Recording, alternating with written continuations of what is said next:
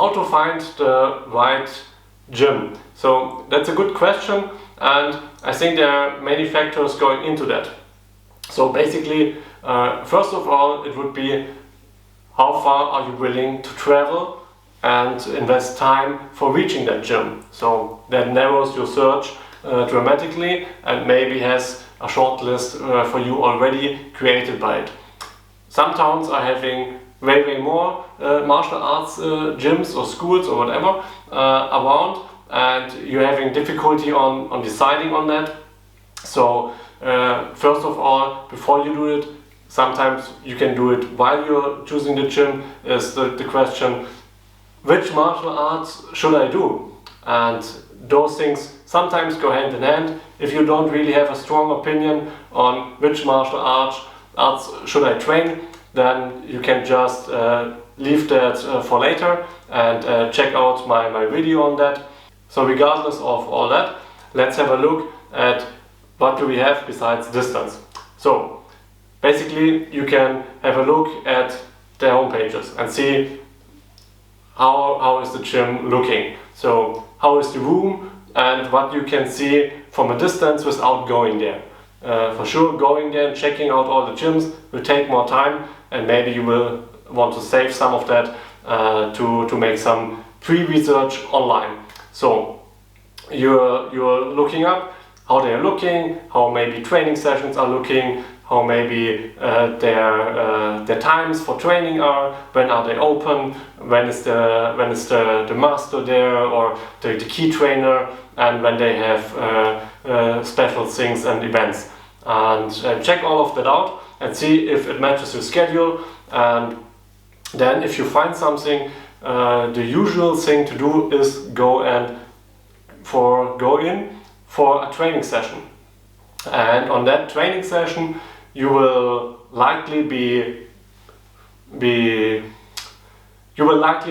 introduced into a welcoming group of people who are willing to train with you. So training with the people will give you a first impression on how they are training, how they are behaving, are they respectful with each other, with their teacher, and are they respectful with you, to get a feeling on how it would be to fit into that group.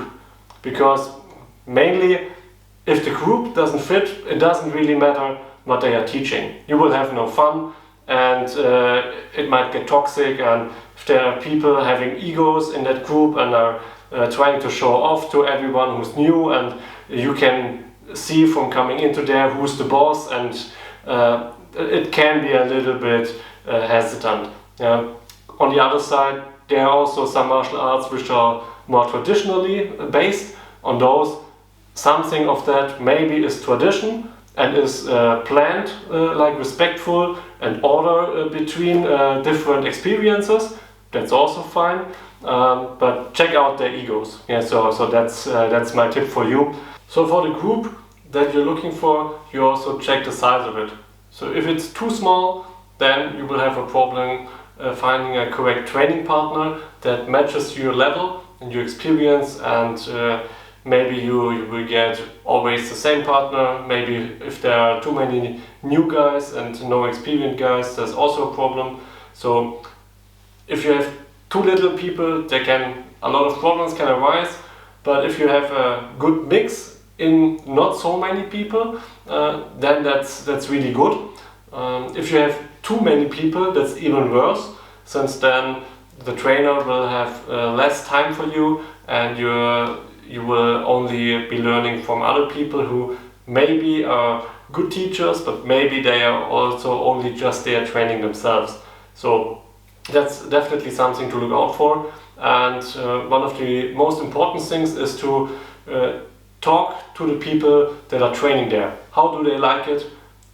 How long are they training there? And check out what they are doing, what they are saying, how fast they are progressing in their training, and see if that sounds realistic, or are they being taught enough, or are they being held back because the teacher doesn't want people to be better than himself. That's sadly something that can happen.